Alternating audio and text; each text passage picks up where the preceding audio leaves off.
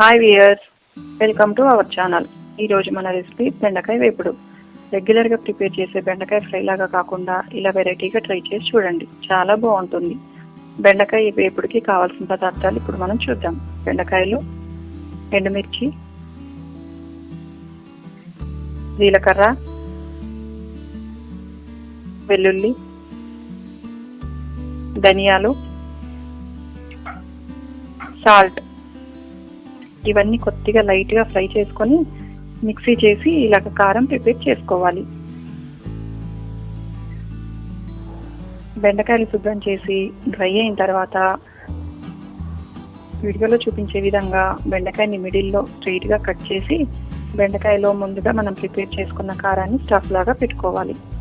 ఇలా కారం స్టఫ్గా పెట్టుకోవడం వల్ల చాలా టేస్టీగా ఉంటుంది.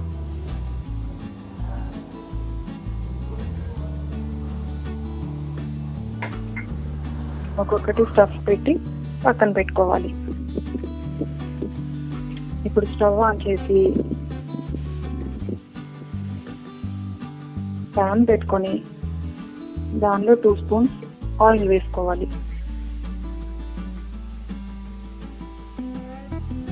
ఆయిల్ హీట్ అయిన తర్వాత ముందుగా మనం స్టఫ్ చేసి ఉంచుకున్న బెండకాయల్ని ఒక్కొక్కటిగా ఆయిల్లో వేసి స్టవ్ మీడియం ఫ్లేమ్లో ఉంచుకోవాలి.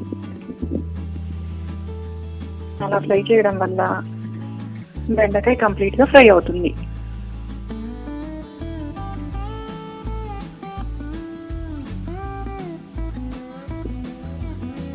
బెండకాయల్ని వీడియోలో చూపించే విధంగా తిప్పుకుంటూ ఫ్రై చేసుకోవాలి.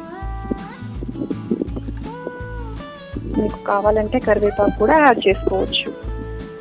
ఇలా ప్రిపేర్ చేయడం వల్ల బెండకాయ అంటే ఇష్టం ఉండని వాళ్ళు కూడా చాలా ఇష్టంగా తింటారు.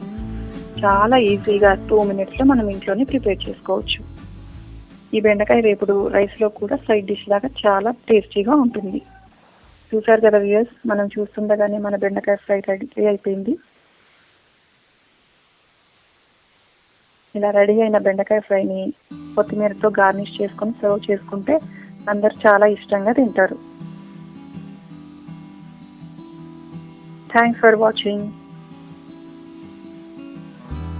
Please like, share and subscribe.